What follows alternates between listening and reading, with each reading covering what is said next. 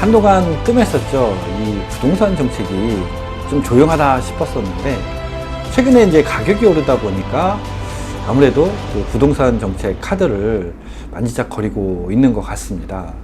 그런데 원체 이 반대 여론이 심하다 보니까 시행하기로 했다가 이제 취소되는 경우도 있고요. 오늘 말씀드릴 내용은 다주택자의 양도소득세 강화 내용입니다. 이 양도소득세는 계산하기가 최근에 너무 복잡해졌죠. 그런데 또 하나가 늘 수도 있겠다 이런 생각이 드니까 너무나 머리가 아픕니다.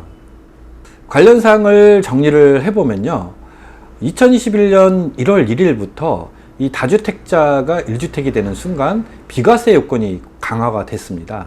그래서 1주택이 된 순간부터 보유기간이 다시 산정이 되죠. 이 부분은 소득세법 시행령에 이미 반영이 되어 있습니다. 그런데 기획재정부에서 거주기간도 1주택이 된 순간부터 다시 기산한다, 이런 내용이 발표가 된 지 얼마 지나지 않았습니다. 이 상태에서 2023년에 다주택자의 양도소득세를 강화시키기 위해서 입법하려고 하는 내용은 바로 이 장기보유 특별공제 부분을 더 강화시킨다, 이런 내용입니다. 세금이 좀 어렵다 보니까 비과세, 장기보유 특별공제, 구분이 좀 잘 안 가시는 분들도 있을 텐데요. 이 양도소득세를 계산하기 위해서는 현재의 세법으로는 9억까지는 비과세 혜택이죠. 그래서 9억까지는 양도소득세가 발생하지 않습니다. 하지만 9억이 초과될 때에는 장기보유 특별공제를 적용해서 양도소득세를 감면해주고 있습니다. 장기보유라는 개념 자체가 3년 이상을 보유했었을 때 그만큼의 감면 혜택을 준다, 이런 개념이거든요. 최근에 이제 특히 아파트 가격이 많이 올라가다 보니까 이 비과세 요건도 9억에서 12억으로 늘리겠다, 이런 내용도 포함이 되어 있습니다. 현재도 양도소득세를 계산하려면 너무나 복잡한데 왜 굳이 또 개정을 할까, 너무나 좀 답답한 마음이 듭니다.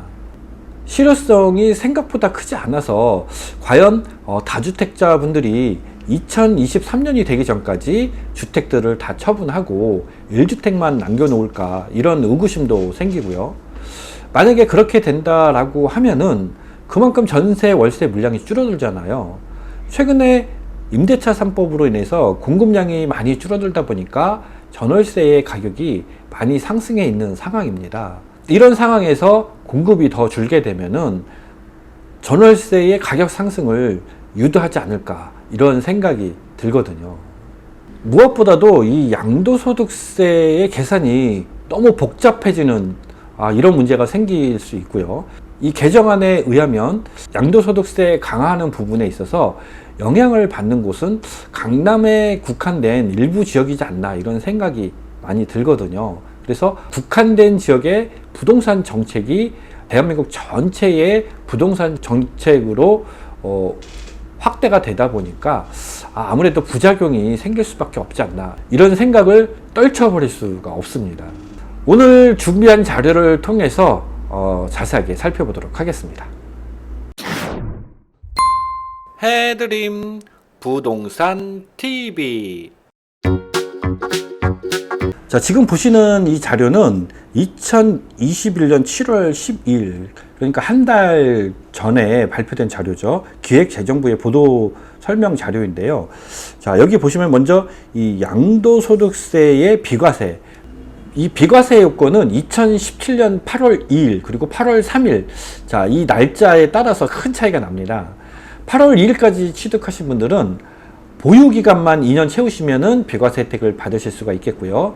2017년 8월 3일 이후로 취득하신 분들은 2년 거주 요건을 필수적으로 충족시켜야 됩니다. 이 조건이 만족된 상태에서면 9억 이하는 양도소득세가 붙지를 않죠. 그 부분을 이야기한 건데요. 이 소득세법 시행령에서 올해 바뀐 내용은 2주택 이상, 그러니까 다주택자죠. 이분들이 1주택 외의 주택을 모두 처분한 경우에 1주택을 보유하게 된 날부터 보유기간을 기산한다. 그리고 이거는 21년 1월 이후 양도분부터 적용한다고 하였습니다. 그러니까 이 소득세법 시행령이 없다면은 이미 2년 거주 요건 또는 2년 보유 기간을 충족시켰다라고 했었을 때 1주택만 남았었을 때 바로 파셔도 비과세 혜택을 받을 수가 있었겠죠. 하지만 보유 기간을 다시 산정한다고 하니까 최소 2년 보유 또는 최소 2년 거주 요건을 채우셔야만 한다는 것이죠. 그러면 다시 기산을 했었을 때 지금 말씀드린 2017년 8월 2일 이전에 취득한 주택과 그리고 2017년 8월 3일 이후에 취득한 주택, 자 리셋이 됐었을 때 이 부분은 그대로 유지시켜 주는가, 이 부분에 대한 부분은 아직 언급이 되어 있지 않습니다. 그래서 안전하게 비과세 혜택을 받으시려면 2년 거주 요건을 채우시는 게 좋지 않겠나 하는 게 이제 저희 개인적인 생각이고요. 자, 그런데 이제 기획재정부 얘기에는 거주 기간도 최종 1주택을 보유하게 된 날로부터 새로 기산한다. 자, 이 항목이 더 추가가 됐습니다. 그래서 이 다주택자분들이 1주택의 비과세 요건을 채우기 위해서는 1주택이 된 순간부터 다시 보유 2년 혹은 거주 2년을 채우시는 게 좋겠다. 이렇게 생각이 듭니다. 자, 그러면 2023년에 개정 예정인 장기보유 특별공제 부분을 살펴보겠습니다. 소득세법 제95조에 보시면 나와 있는데 올 2021년 1월 1일부터 바뀐 양도소득세 적용안입니다. 보유와 거주를 나눠서 각각 4%씩 공제를 해주죠. 처음 개편안에는 이 3년 이상일 경우에만 보유와 거주에 대한 공제를 해 주었었습니다. 하지만 이 2년에 대한 부분들이 좀 애매하다 보니까 2년 거주 요건을 채우는 경우에도 8% 공제를 해주는 것으로 개정이 됐습니다. 그래서 3년 보유, 2년 거주를 하게 되면은 장기보유 특별공제를 적용받으실 수가 있습니다. 자, 그런데 2023년부터는 다주택자가 1주택이 된 순간 이 보유한 기간, 거주한 기간 이 부분에 대해서 인정을 해주지 않겠다. 자, 이런 내용이죠. 그래서 다주택자가 1주택이 되었었을 때 장기보유 특별공제 산정 기준이 변경이 되었다. 자, 이 부분이 핵심입니다. 그래서 현재는 해당 주택, 그러니까 1주택이 된 그 해당 주택의 취득 시점부터 보유랑 거주 기간을 인정을 해 주었었는데 앞으로 개정될 내용에는 1주택자가 된 시점부터 보유 기간을 산정한다. 이런 내용입니다.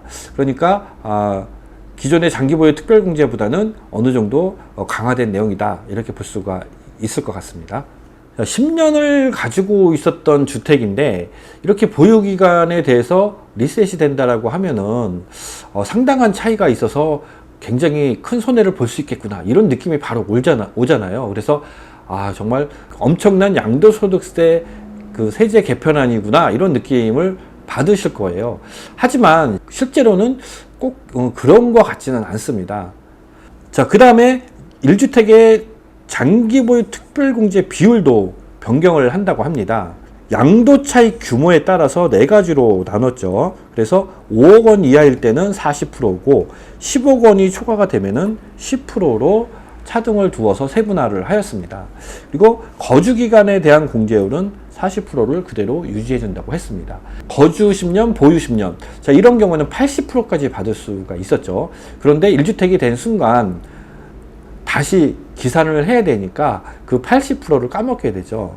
그러니까 지금 상당히 큰 차이가 있습니다. 80%에 대한 금액으로 비교를 하게 되면은 상당한 차이가 있지만 결국은 아무리 10년을 보유하고 있었어도 양도 차익이 크면 지금 10%밖에 받을 수 없는 이런 상황이 생기다 보니까 이 과연 보유기간에 대한 산정 기준을 다시 리셋하는 게 큰 의미가 있겠냐 이런 의구점도 들기는 합니다. 자, 그래서 얼마나 많은 차이가 있는지 시뮬레이션을 해 보았습니다. 자, 이 시뮬레이션 결과인데요.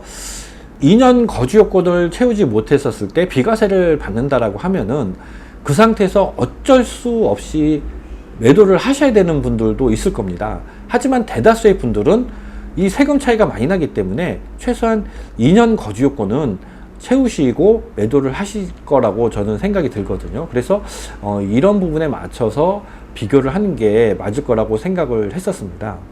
그래서 가정을 12년 보유를 했고 거주를 3년이라고 가정을 해 보았습니다.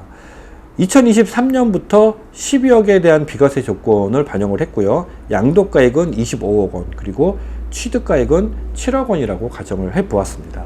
자, 현행 조건일 경우에는 보유 10년 이상을 했기 때문에 보유에 대한 40%를 다 받을 수가 있겠죠. 장기보유 특별공제. 그리고 거주는 3년이니까 12%. 그래서 장기보유 특별공제가 총 52%를 받을 수가 있습니다. 이런 경우에 양도세가 약 2억 원 정도가 나옵니다. 자, 그런데 이제 개정이 돼서 만약에 이 보유와 거주에 대한 부분이 리셋이 된다. 양도 차익 금액에 따라서 변경률을 적용을 해보면 양도 차익 금액이 18억 원이잖아요. 15억 원이 넘죠. 보유 기간을 앞으로 10년을 다시 채운다고 하더라도 10%밖에 받을 수가 없습니다. 그래서 보유는 10%, 그리고 거주는 3년을 했기 때문에 12%, 그러면 22%를 받을 수가 있는 경우에는 양도세가 2억 8천만 원이 나옵니다. 그러니까 약 8천만 원의 차이가 생기는 것을 보실 수가 있습니다. 물론 지금 장기보유 특별공제를 10년 보유하셨고 거주를 10년 하셔서 80%를 받으실 수 있는 상황이다 라고 하면은 좀 더 커질 수가 있겠는데, 이제 그런 경우는 극히 예외이지 않을까 이런 생각이 듭니다. 그리고 그 서울에 있는 많은 아파트들, 자 10년을 가졌었을 때 지금 양도차익이 15억 이상 차이 나는 아파트들은 생각보다 그렇게 많지는 않을 것으로 생각이 들거든요. 자, 8천만 원 양도소득세 차이가 나는데 이런 점을 고려를 해서 2022년까지 급하게 현재 아파트 가격이 상승세를 유지를 하고 있음에도 불구하고 급하게 처분할 분들이 얼마나 있을까. 자, 이 부분에 있어서 이 정책의 실효성에 의구심이 든다는 것이죠. 양도 차익이 5억, 3억. 자, 이런 경우라고 한다면 큰 차이가 없기 때문에 연간 아파트 상승 가격에 비하면 빨리 아파트를 처분해야 되겠다. 이런 당위성이 상실된다. 이런 의미입니다. 자, 그런데 양도 차익이 큰 경우에는 좀 다른 의미를 갖습니다.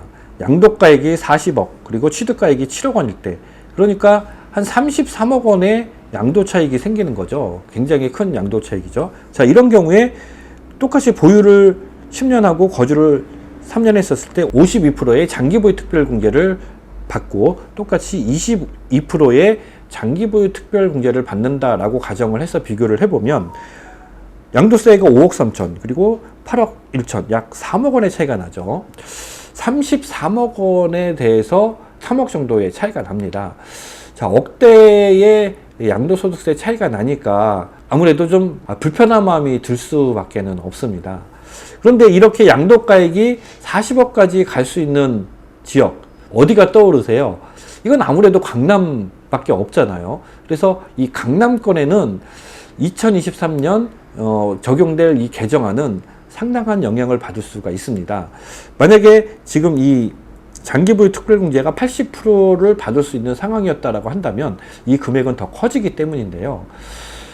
하지만 이 국한된 지역에 효과를 볼 수 있는 이 부동산 정책을 가지고 효과가 떨어지는 전체의 다른 아파트 또는 다른 부동산까지 영향을 줄 수 있는 정책을 세운다라는 것은 좀 어떠한 부분에 있어서는 무의미하지 않나. 그리고 무엇보다도 계산하는 게 너무 복잡해집니다.